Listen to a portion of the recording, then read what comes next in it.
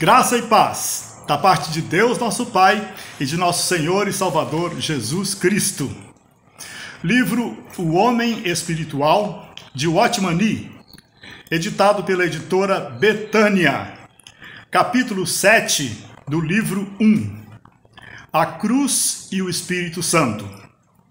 Muitos crentes continuam a envolver-se com o pecado, permanecendo carnais. O livramento do poder da carne operado pela cruz.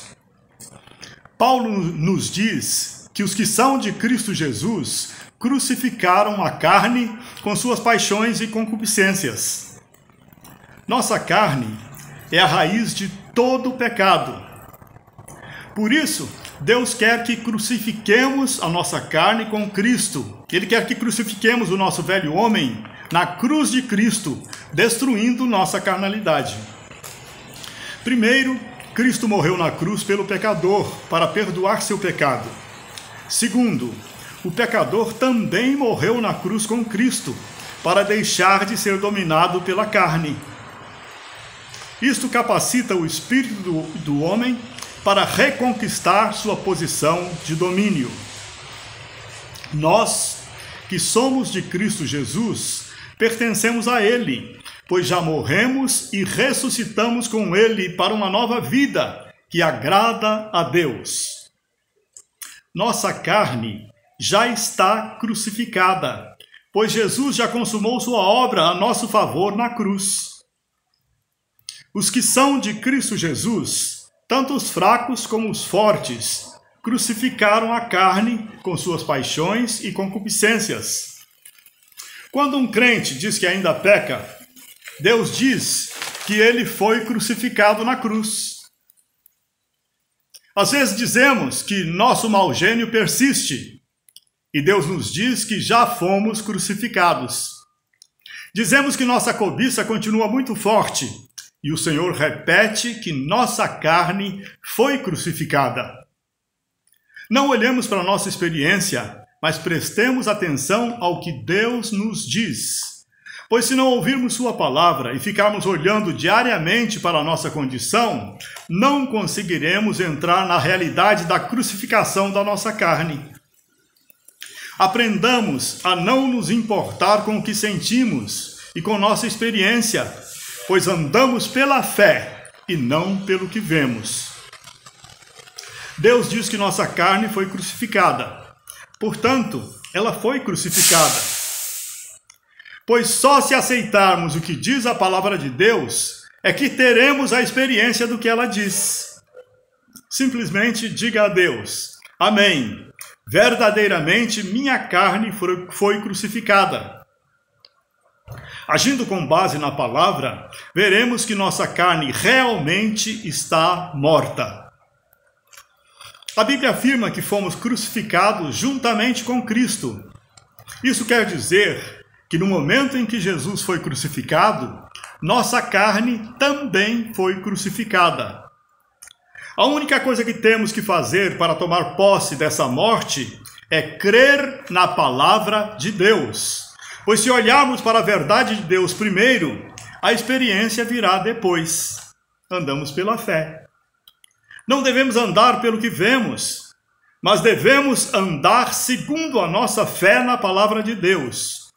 Assim, para termos a experiência de nossa crucificação conjunta com o Senhor, devemos primeiro colocar de lado nossa situação atual e simplesmente confiar na palavra de Deus.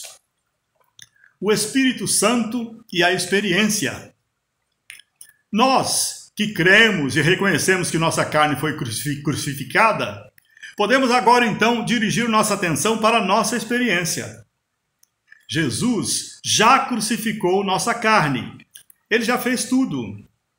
Você quer que o que Jesus fez por você se torne realidade em sua vida? Como já crê e deseja isto, então você deve cooperar com o Espírito Santo para obter essa preciosa experiência, conforme nos ensina Paulo, em Colossenses capítulo 3, versículo 5, dizendo: Fazei, pois, morrer a vossa natureza terrena ou carnal. porque já morremos com Jesus, então podemos fazê-la morrer. Essa morte deve se manifestar em nossa experiência de vida atual. Resumindo, precisamos primeiro reconhecer nossa identificação com Cristo em sua morte. Depois de reconhecer essa identificação, precisamos exercitar a mortificação da nossa carne. Fazer morrer a nossa carne significa aplicar a morte de Jesus sobre todas as obras da carne. Assim, podemos aplicar sua morte a qualquer membro que é tentado à concupiscência. Cada vez que a concupiscência despertar, devemos aplicar a morte de Cristo a ela. Daí a importância de nos vigiarmos. Mas, de onde é que vem o poder para aplicar a crucificação de Cristo nos nossos membros? É pelo Espírito Santo que mortificamos os feitos do corpo. É o Espírito Santo que aplica a morte de qualquer elemento que precise morrer. É o Espírito Santo que aplica a morte a qualquer elemento em nós que precise morrer. Assim, devemos aplicar pelo Espírito Santo a morte consumada de Jesus na cruz em nosso benefício a qualquer pecado do corpo que tente se manifestar.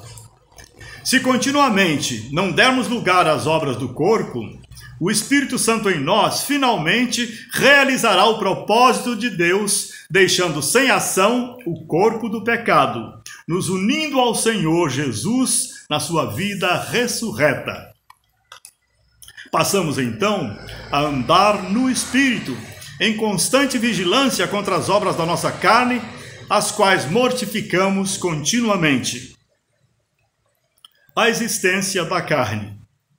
A natureza carnal permanece no crente e sempre que houver oportunidade, ela entrará em ação. Por isso, devemos estar permanentemente em alerta para que a carne não manifeste suas obras. Os filhos de pais regenerados e santificados ainda são da carne. Precisam da experiência do novo nascimento como os filhos dos incrédulos. Todo aquele que é uma nova criatura continua abrigando a natureza pecaminosa dentro de si.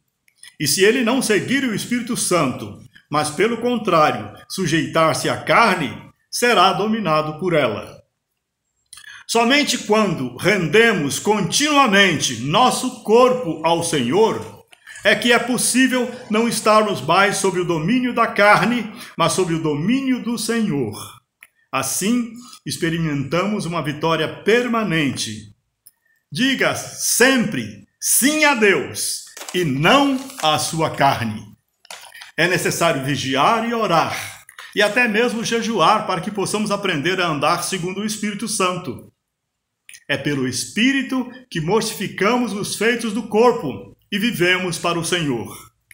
Que nossa carne esteja sob o poder da morte de Cristo na cruz, pois não pode haver ressurreição sem primeiro haver morte. Capítulo 8. A ostentação da carne.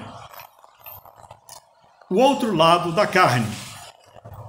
A carne, além de se referir aos pecados, aos atos pecaminosos do corpo humano, também se refere aos atos de justiça da alma do cristão.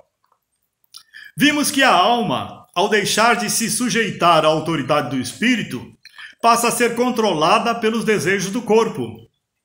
Como consequência, a alma e o corpo se uniram, formando a carne, que se opõe diretamente ao espírito do homem.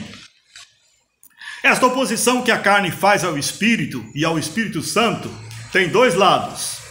Primeiro, ela comete pecado rebelando-se contra Deus e transgredindo a lei divina. Segundo, ela pratica a justiça própria e faz o bem, pois não é tão impura quanto o corpo. Mas o problema é que ela pratica o bem através de sua própria capacidade, de forma independente de Deus, mostrando sua autodependência. Assim, a alma mostra sua hostilidade ao Espírito Santo. A carne coloca o ego no centro de tudo e coloca a vontade própria acima de Deus. Assim, a carne opõe-se ao espírito, não somente no pecar contra Deus, mas também no que diz respeito a servir a Deus e agradá-lo, pois ela faz isto confiando no próprio ego. Ela se opõe ao Espírito Santo, não aceitando sua ação e apoiando-se na sua própria força. Ora, se a carne estiver praticando o bem, evidentemente ainda está viva, pois se tivesse morrido definitivamente, teria perecido com ela a habilidade de realizar tanto o bem quanto o mal. Todo homem é nascido da carne, portanto é um pecador. Porém, sabemos que muitas pessoas, antes de nascerem de novo, realizavam e continuam realizando numerosos atos recomendáveis.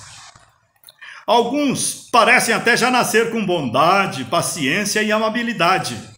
A conclusão, então, é que a carne pode fazer o bem por si mesma.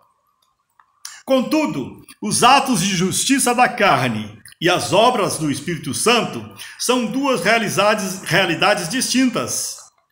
O que fazemos através da carne, fazemos sozinhos, e isto não nos torna mais espirituais. O crente erra ao achar que apenas o mal que está na carne precisa de ser destruído, sem compreender que o bem que ela pratica também precisa ser destruído. Se não destruirmos nossa justiça própria, a injustiça certamente aparecerá em seguida. A natureza das boas obras da carne. A diferença entre o bem que procede da carne e o bem que flui da nova vida em Cristo é que a carne sempre coloca o ego no centro. É o nosso ego que realiza o bem sem precisar confiar no Espírito Santo, sem precisar ser humilde, sem precisar esperar em Deus ou orar a Deus. Faz o bem sem depender do Senhor, por meio dos esforços próprios. E a consequência disto é que ele busca glória para si. Deus quer que o busquemos com espírito de total dependência, completamente submissos ao seu Santo Espírito e esperando nele com humildade. O crente carnal, porém, confia na sua própria sabedoria. Ele lê a Bíblia e a anuncia, ouve a palavra e crê nela, mas executa tudo na força do intelecto, sem depender em nada da instrução do Espírito Santo. Aquilo que ele tem é mais proveniente do homem do que de Deus. Ele aprendeu de ouvir de outros, ou do estudo pessoal das Escrituras apenas com a sua mente. Não possui um coração aberto para receber instrução do Senhor, ou para esperar nele, para que ele lhe revele sua verdade. Ele não possui um coração aberto para receber instrução do Senhor, ou para esperar nele, para que ele, Deus, lhe revele sua verdade. O crente carnal sabe que Cristo crucificado é o poder de Deus.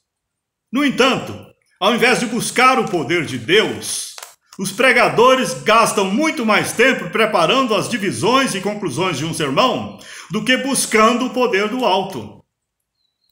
Esta confiança na sabedoria humana, em procurar bons argumentos e ilustrações apropriadas, não passa, porém, de confiança na carne, de confiança em sua capacidade pessoal e mental. O problema é, até que ponto confiamos no Espírito Santo e até onde confiamos na nossa carne? Como pode nossa carne transmitir vida aos outros?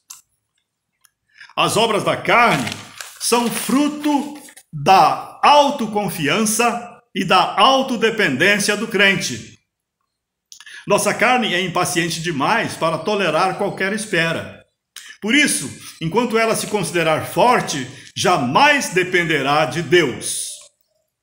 Só aquilo que expressa uma dependência total do Espírito Santo é que tem valor espiritual. A carne nunca reconhece sua fraqueza, nem admite sua inutilidade. É bastante comum usarmos uma verdade que o Espírito Santo nos comunica para, através dela, ostentarmos a nossa carne. Acabamos assim usando a graça de Deus para nossa glória, considerando algo que é do Senhor como se fosse possessão nossa. Os pecados que se seguem quando servimos a Deus no poder da carne. Se o crente estiver servindo a Deus na carne, ela se fortalecerá, e os pecados que ele havia vencido, então retornarão com mais força, com muito mais força.